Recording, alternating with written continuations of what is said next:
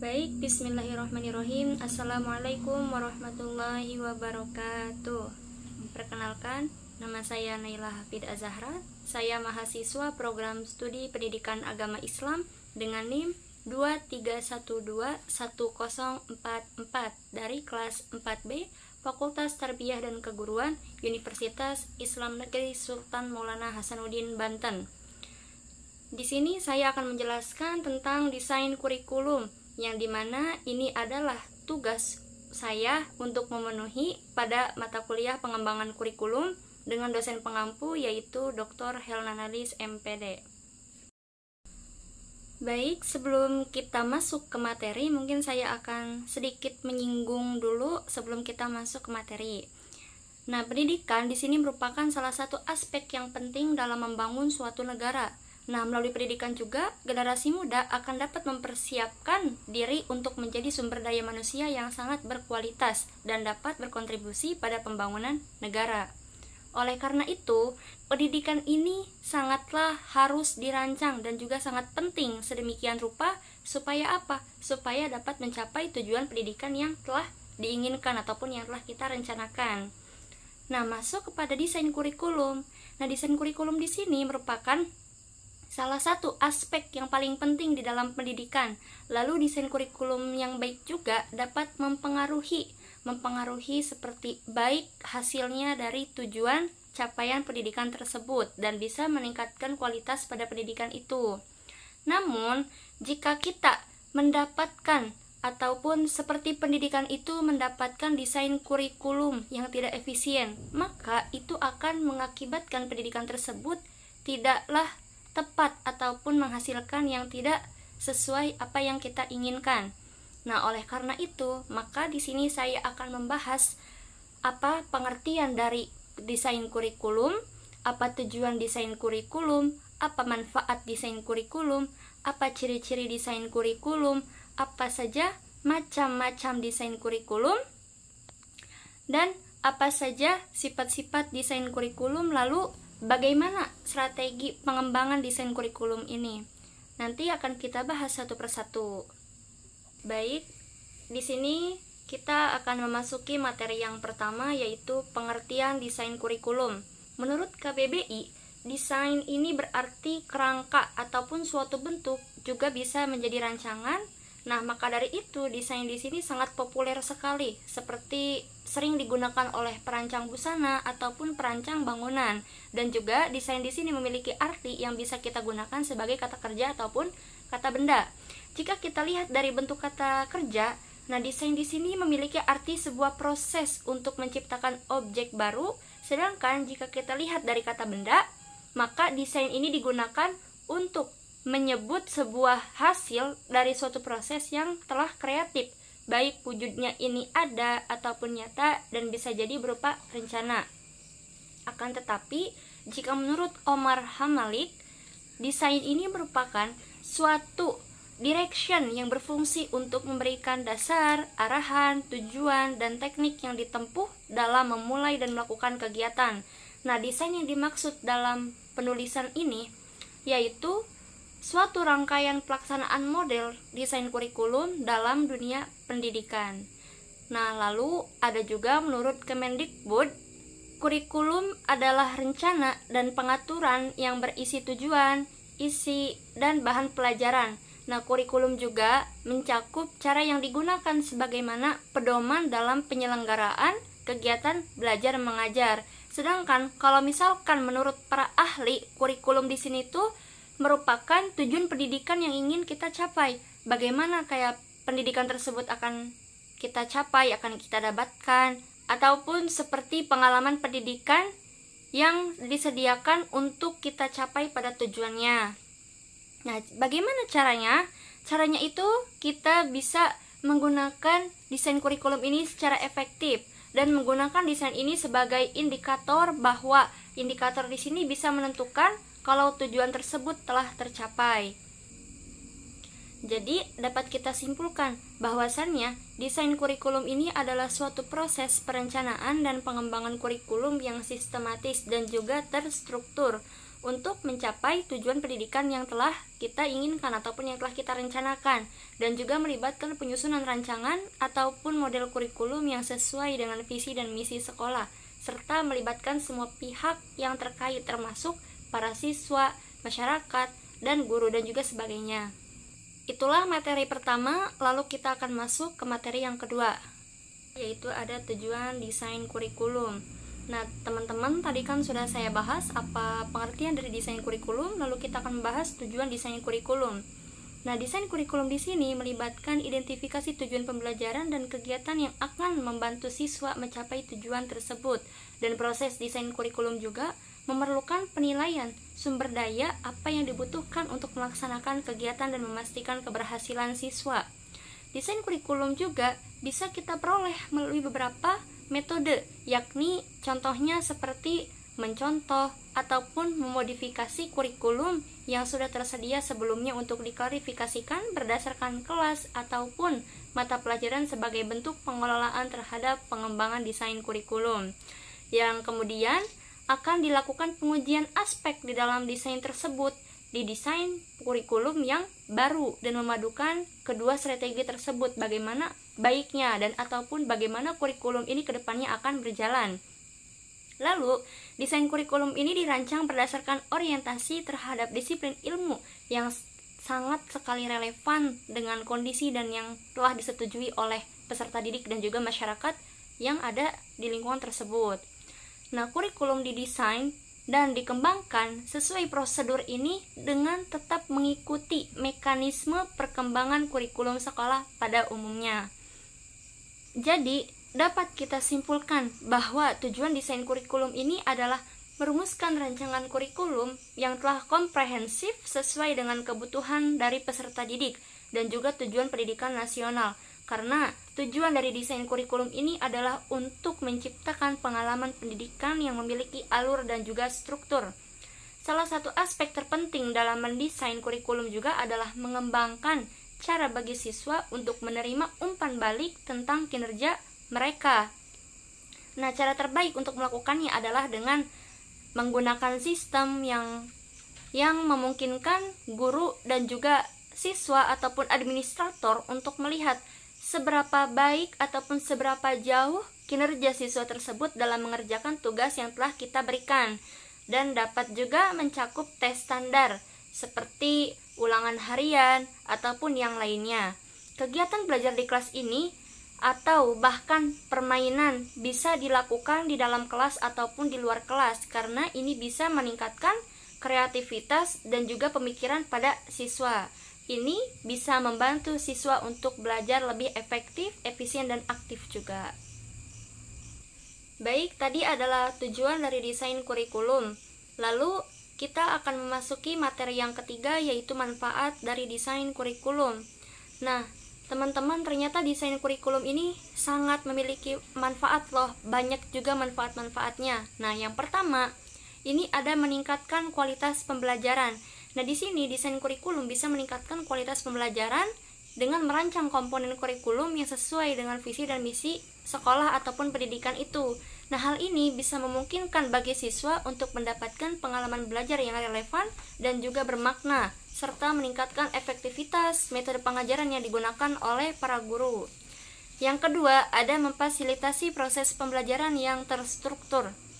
Yaitu di sini kurikulum yang terencana dengan baik ataupun yang struktur bisa membantu dalam menciptakan proses pembelajaran dengan sangat baik dan lebih efisien.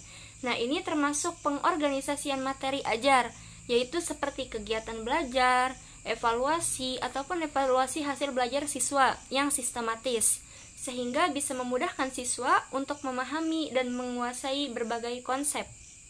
Yang ketiga, ada menyesuaikan dengan kebutuhan siswa. Nah, desain kurikulum di sini memungkinkan penyesuaian pengalaman belajar sesuai dengan kebutuhan, kapasitas, dan tingkat kematangan siswa. Dengan demikian, setiap siswa bisa belajar sesuai dengan cara dan kemampuan ataupun kecepatan mereka sendiri, seperti meningkatkan lebih kemampuan ataupun kebisaannya dalam bidang tertentu dan juga motivasi dalam belajar. Yang keempat, ada mendorong pengembangan keterampilan dan karakter. Jika kurikulum ini dirancang dengan sangat baik dan tidak hanya fokus kepada satu aspek akademis saja, akan tetapi ada juga pada pengembangan karakter dan keterampilan sosial siswa, dan ini mencakup nilai-nilai demokrasi dan juga kemampuan dalam beradaptasi pada siswa itu berbagai situasi kehidupan. Yang kelima, ada memfasilitasi evaluasi dan umpan balik. Nah, desain kurikulum ini menyediakan kerangka kerja untuk evaluasi yang efektif, meningkatkan guru untuk memberikan umpan balik yang konstruktif kepada siswa juga.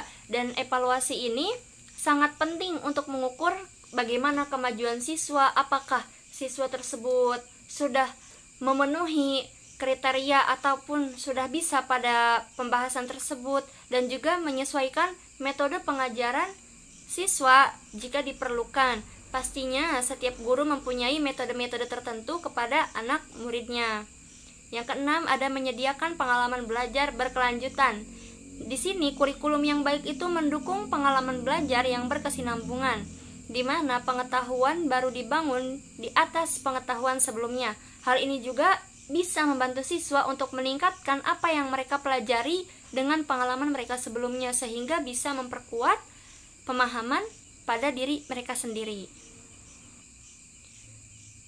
Dan yang ketujuh, ada meningkatkan kerjasama antara guru dan siswa. Desain kurikulum di sini itu sangat sekali mendorong kolaborasi antara guru dan juga siswa dalam proses pembelajaran. Contohnya seperti adanya diskusi ataupun discussion antara guru dan siswa mengenai suatu hal ataupun mengenai suatu kehidupan, mengenai suatu pekerjaan, PR, ataupun hal-hal yang lainnya bisa didiskusikan antara guru dan juga siswa. Guru di sini bisa menggunakan prinsip-prinsip pembelajaran untuk membimbing siswa dalam mengembangkan kegiatan belajar yang lebih interaktif dan juga partisipatif. Jadi, dengan demikian dan bisa kita simpulkan bahwa desain kurikulum ini sangat sekali mempunyai manfaat kepada pendidikan. Dan desain kurikulum juga bukan hanya sekedar perencanaan akademis saja, tetapi juga menerapkan alat strategis dalam menciptakan lingkungan belajar yang efektif, inklusif, dan adaptif terhadap kebutuhan bersama peserta didik. Dan itulah manfaat-manfaat dari desain kurikulum. Selanjutnya kita masuk ke materi yang keempat, yaitu ciri-ciri desain kurikulum. Desain kurikulum sendiri memiliki ciri-ciri yang penting untuk memastikan bahwa kurikulum tersebut efektif dan relevan dalam konteks pendidikan. Yang pertama, ada berorientasi pada tujuan pendidikan. Nah, desain kurikulum di sini harus jelas dan menetapkan apa tujuan pendidikan yang ingin kita capai. Dan tujuan ini bisa menjadi panduan dalam pengembangan materi ajar, metode pengajaran, dan juga evaluasi. Dan ciri ini juga bisa memastikan bahwa semua komponen kurikulum bisa saling mendorong ataupun saling membantu untuk mencapai hasil belajar yang diinginkan. Yang kedua, ada fleksibilitas dan adaptabilitas, yaitu di sini harus mampu beradaptasi dengan kebutuhan siswa serta perkembangan zaman. Dan ini berarti bahwa kurikulum dapat diselesaikan dengan karakteristik peserta didik, termasuk minat, bakat, dan kemampuan mereka sendiri. Yang ketiga, ada integrasi antara teori dan praktik. Di sini, ciri yang paling penting lainnya itu adalah integrasi antara teori yang diajarkan dengan praktik di lapangan. Nah, desain kurikulum harus mencakup kegiatan belajar yang memungkinkan siswa menerapkan pengetahuan yang diperoleh dalam situasinya, sehingga pembelajaran menjadi lebih bermakna. Yang keempat, ada pendekatan berbasis kompetensi. Nah, di sini yaitu berarti fokus pada penguasaan keterampilan dan pengetahuan tertentu yang relevan dengan dunia kerja ataupun dengan kegiatan kehidupan sehari-hari. Ini dapat membantu siswa untuk siap menghadapi tantangan di masa yang akan datang ataupun di masa depan. Yang kelima, ada keterpaduan dan koherensi, yaitu kurikulum ini harus memiliki keterpaduan antara berbagai mata pelajaran dan komponen pembelajaran yang lainnya. Jadi, keterpaduan ini juga harus memastikan bahwa siswa dapat melihat hubungan antara berbagai disiplin ilmu dan memahami konteks yang lebih luas dari apa yang mereka pelajari. Yang keenam, ada penggunaan metode pembelajaran yang variatif. Nah, di sini desain kurikulum itu mencakup berbagai metode pembelajaran untuk mencapai kebutuhan beragam siswa. Nah, metode ini bisa berupa pembelajaran yang aktif, kolaboratif, ataupun berbasis proyek yang dapat meningkatkan siswa ataupun keterlibatannya dalam proses belajar. Yang ketujuh ada evaluasi berkelanjutan. Nah, di sini ciri lainnya itu adalah sistem evaluasi yang berkelanjutan. Untuk apa? Untuk bisa mengukur kemajuan siswa secara efektif dan efisien. Dan evaluasi ini tidak hanya dilakukan di akhir periode pembelajaran, tetapi juga sepanjang proses untuk memberikan umpan balik yang konstruktif. Nah, dengan demikian kita bisa memahami ciri-ciri desain kurikulum ini, dan pendidik ataupun para guru dapat merancang kurikulum yang tidak hanya memenuhi standar pendidikan saja, akan tetapi yang relevan dengan kebutuhan siswa dan juga masyarakat. Mungkin hanya itu saja ciri-ciri dari desain kurikulum. Selanjutnya kita akan masuk ke pembahasan yang berikutnya, yaitu macam-macam desain kurikulum. Baik, sekarang kita masuk ke materi yang kelima, yaitu macam-macam desain kurikulum. Dan di sini ada beberapa macam-macam desain kurikulum. Yang pertama ada the society oriented curriculum, yaitu kurikulum yang berorientasi pada masyarakat. Akan tetapi desain kurikulum ini belum diterapkan pada tingkatan sekolah dasar, karena kurikulum ini diperuntukkannya hanya untuk siswa menengah akhir dan juga mahasiswa universitas. Karena desain kurikulum ini bertujuan sebagai proses belajar yang pengabdiannya terhadap masyarakat langsung, seperti terjun ke pengabdian masyarakat itu, dan juga berfokus terhadap kemandirian peserta didik tersebut. Yang kedua ada the child-centered curriculum, yaitu kurikulum yang berpusat pada anak. Kurikulum yang berpusat pada anak ini dilakukan untuk memberikan kebebasan kepada siswa untuk belajar, berkolaborasi, dan juga bereksplorasi secara mandiri. Hal ini juga sangat penting sekali bagi siswa untuk mengembangkan pola pikiran, pemahaman, dan pengetahuannya. Nah, maka dari itu desain kurikulum ini bisa menjadikan pendidikan secara kreatif, aktif, praktis, dan juga menyenangkan siswa dalam belajar yang berkelanjutan. Yang ketiga ada the knowledge-centered curriculum, yaitu kurikulum yang berpusat pada pengetahuan. Dan kurikulum berpusat pada pengetahuan ini yang berarti pendekatan desain kurikulum pembelajaran yang menjadikan pengetahuan itu sebagai inti dari proses belajar. Dan dalam hal ini juga pengetahuan itu bisa dianggap sebagai landasan yang utama untuk mengembangkan keterampilan, pemahaman, ide, konsep, fakta, ataupun yang lain-lain sebagainya. Yang keempat ada the electric curriculum. Di sini adalah kurikulum elektrik, yaitu suatu pendekatan terhadap rencana pendidikan yang bisa mengintegrasikan dari berbagai materi, metode, dan gagasan dari berbagai kurikulum yang ada. Nah, sebelumnya kata elektrik ini itu berasal dari bahasa Yunani, yaitu elektrikos, yang berarti memilih yang terbaik. Akan tetapi dari keberhasilan kurikulum elektrik ini sangat bergantung sekali kepada kemampuan guru ataupun perancang program dalam memilih dan menggabungkan materi yang sesuai dengan kebutuhan dan juga karakteristik siswa dalam mencapai tujuan pembelajaran yang diinginkan. Lalu yang kelima ada subject matter ataupun disciplines, yaitu mata pelajaran ataupun disiplin ilmu. Nah, kurikulum di sini suatu mata pelajarannya ataupun disiplin ilmu bisa kita rancang untuk menciptakan suatu proses metode pembelajaran dalam mata pelajaran tersebut ataupun pada disiplin ilmu yang tertentu. Nah, tapi subject matter ini bertujuan untuk memberikan paduan tentang apa yang telah diajarkan dalam mata pelajaran, seperti cara mengajar, cara menilai kemajuan, bagaimana perkembangan peserta didik, dan yang lainnya. Yang keenam ada specific competencies ataupun teknologi, yaitu desain ini dirancang untuk mempersiapkan siswa dengan keterampilan yang diperlukan untuk sukses di era yang dimana teknologi ini sangat memiliki peran penting dalam banyaknya bidang kehidupan. Dan desain kurikulum ini memiliki tujuan untuk memperingatkan siswa dengan keterampilan yang diperlukan di era digital saat ini, supaya siswa tersebut tidak berketergantungan kepada teknologi yang ada, dan juga meningkatkan daya saing mereka yang berhubungan dengan teknologi. Yang ketujuh ada human trains atau proses, yaitu pelatihan manusia. Nah, desain kurikulum ini merupakan proses perencanaan dan juga pengembangan bagaimana program pendidikan itu ataupun pelatihan yang akan dirancang untuk meningkatkan pengetahuan, keterampilan, sikap, dan perilaku masyarakat dalam suatu lingkungan ataupun hidup profesi. Bisa kita sebut sebagai bidang profesi. Nah, tujuan utama dari dirancangnya desain ini adalah untuk mempersiapkan siswa supaya apa? Supaya mampu dalam mengerjakan tugas tertentu dan mencapai tujuannya dalam bidang pekerjaan ataupun profesinya. Dan yang ke-8 itu ada social function ataupun aktivis, yaitu fungsi dari kegiatan sosial. Nah, desain ini juga merupakan suatu proses perencanaan dan pengorganisasian pembelajaran yang menitik beratkan pada pengembangan kurikulum sosial ataupun keterampilan sosial dan partisipasi dalam kegiatan sosial, baik di kehidupan manusia, luar, di dalam, ataupun di luar komunitas. Social function ini bisa bertujuan untuk memberikan landasan yang kuat sekali bagi para individu bisa untuk berpartisipasi dalam kegiatan masyarakat. Jadi akan berkontribusi dan juga bergabung dengan masyarakat setempat dengan positif dan juga memiliki pekerjaan.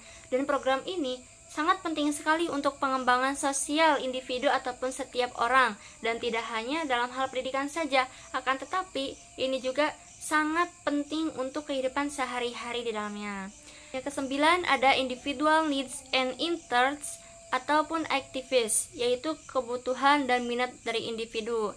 Nah, di sini desain kurikulum ini yang berarti tentang kebutuhan dan juga keinginan individu, mengacu pada pendekatan dan juga perencanaan pendidikan yang menempatkan perhatian khusus kepada kebutuhan dan juga minat siswa sebagai landasan utama dalam merancang pengalaman pembelajaran. Dan desain kurikulum ini tentang kebutuhan dan kegiatan individu memerlukan pendekatan yang lebih ke personal, jadi lebih ke individunya dan juga relevan dalam pembelajaran, sehingga bisa meningkatkan motivasi, partisipasi, dan persiapan akademis siswa secara menyeluruh. Mungkin itu adalah manfaat-manfaat dari desain kurikulum. Baik, materi yang selanjutnya itu ada sifat-sifat desain kurikulum. Nah, di sini desain kurikulum memiliki sifat-sifat yang sangat penting sekali untuk memastikan pendidikan tersebut efektif dan juga relevan. Karena desain kurikulum di sini sangat memiliki peran penting dalam perkembangan pendidikan.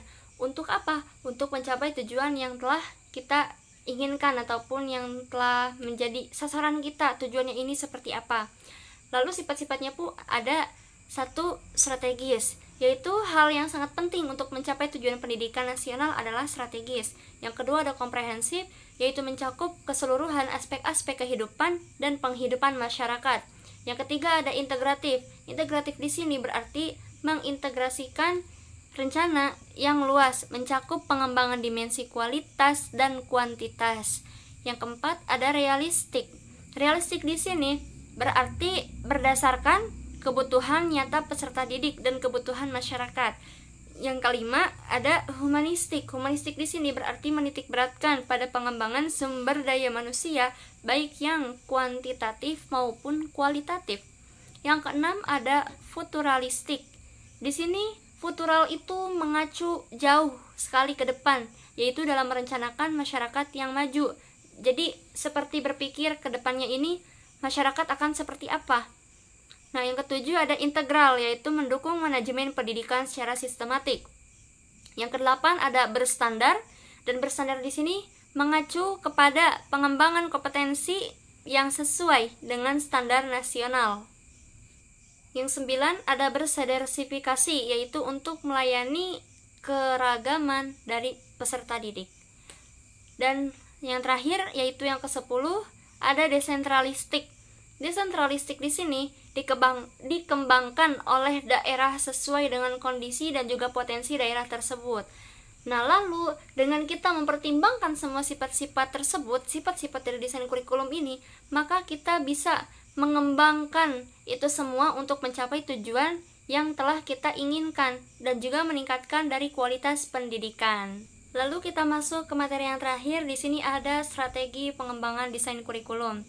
Nah, desain kurikulum di sini bisa kita katakan sebagai suatu planning dari akademik yang merupakan rancangan pelaksanaan pembelajaran di mana tujuan dan hasil dari pembelajaran tersebut akan dikemukakan secara jelas dan mudah dimengerti untuk mencapai tujuan yang telah diidentifikasi dengan baik. Dan adapun pengembangan kurikulum ini menurut Taylor adalah satu, menentukan tujuan. Jadi kita harus menentukan bagaimana tujuan kita dan apa tujuan kita. Jadi tujuan pendidikan itu ibaratkan sasaran yang akan kita capai, dan oleh karena itu dengan memiliki tujuan yang jelas dan mudah dimengerti, maka kita akan tahu kemana arah tujuan kurikulum tersebut. Seperti itu. Yang kedua ada menentukan proses pembelajaran. Proses pembelajaran di sini berarti menentukan proses pembelajaran yang memilih ataupun menentukan seperti apa yang akan dipakai ataupun yang sekiranya pas untuk mencapai tujuan pembelajaran tersebut. Dan dalam penentuannya juga kita harus memperhatikan persepsi dan latar belakangnya dari kemampuan siswa itu. Nah, hal ini perlu dilakukan untuk dapat mengetahui bagaimana reaksi mental mereka ataupun emosionalnya melalui tingkah laku. Yang ketiga ada menentukan organisasi pengalaman belajar. Nah, di sini setelah kita menentukan bagaimana proses belajar yang akan kita gunakan, maka kita pun perlu menentukan organisasi pengalaman belajar yang ada ataupun yang akan kita gunakan. Nah, dalam artian organisasi pengembangan kurikulumnya di sini itu menentukan organisasi pengalaman belajar menjadi hal yang paling penting karena menyangkut susunan mata pelajaran yang tentu akan berpengaruh pada proses pembelajaran. Nah, jadi pengalaman belajar juga di dalamnya ini sangat sekali mencakup tahapan-tahapan belajar dan juga isi materi. Seperti belajar matematika akan menggunakan tahapan seperti apa, belajar bahasa Indonesia akan melakukan tahapan seperti apa, dan bahan yang harus dipelajari oleh peserta didik dan juga pengalaman belajar apa yang harus dilakukan. Jadi semua ini diorganisasikan sedemikian rupa sehingga bisa memudahkan dalam mencapai tujuan pembelajaran. Yakni semua komponen ini seperti lainnya yang nantinya juga akan menjadi gambaran bagaimana evaluasi pembelajaran yang akan digunakan pada langkah terakhir. Baik, yang keempat itu ada penentuan evaluasi pembelajaran. Nah, di sini itu adalah hal yang terakhir ataupun langkah-langkah terakhir dalam mengembangkan kurikulum. Seperti apa yang telah disebutkan sebelumnya, bahwa keseluruhan langkah-langkah itu harus kita jabarkan, baik dari segi penentuan tujuannya, materi pembelajarannya, dan proses belajar yang sangat berpengaruh pada penentuan evaluasi pembelajaran. Karena evaluasi pembelajaran juga harus dipilih berdasarkan ketiga poin tersebut. Dan selain itu, pengembangan kurikulum juga harus memperhatikan prinsip-prinsip evaluasi yang ada untuk mengetahui hasil belajar pada peserta didik. Apakah peserta didik ini telah mencapai tujuannya ataupun berhasil dalam pembelajaran itu, dan juga kita bisa menetapkan penilaian kepada siswa tersebut, dan itu sangatlah perlu dilakukan dan sangat berguna juga untuk kita mengetahui kelemahan-kelemahan kurikulum. Dengan apa yang telah dibahas tadi, maka kita dapat menyimpulkan desain kurikulum ini digunakan sebagai kebutuhan pada pendidikan dan juga konteks lokal, sehingga bisa memberikan pengalaman belajar yang relevan dan bermakna bagi siswa. Dan juga desain kurikulum ini bisa mendorong keterlibatan siswa untuk lebih aktif dalam pembelajaran sehingga menciptakan lingkungan belajar yang sangat dinamis. Dan desain kurikulum juga bisa membentuk sebuah siklus ataupun sebuah evaluasi dan pembaharuan yang berkelanjutan, yang dimana kurikulum ini harus terus diperbaiki dan juga disempurnakan berdasarkan umpan balik dari implementasi di kelas serta perkembangan dalam pendidikan, karena ini akan mempersiapkan mereka untuk di masa depan dan juga meningkatkan kualitas mereka di dalam pendidikan secara menyeluruh. Mungkin itu yang bisa saya sampaikan mengenai desain kurikulum. Akan tetapi saya mohon maaf apabila ada kata-kata saya yang kurang berkenan ataupun ada yang salah. Jadi saya ucapkan terima kasih kepada teman-teman semua yang telah menonton. Jangan lupa like dan komen ya. Jadi wabillahi taufiq wal hidayah. Wassalamualaikum warahmatullahi wabarakatuh.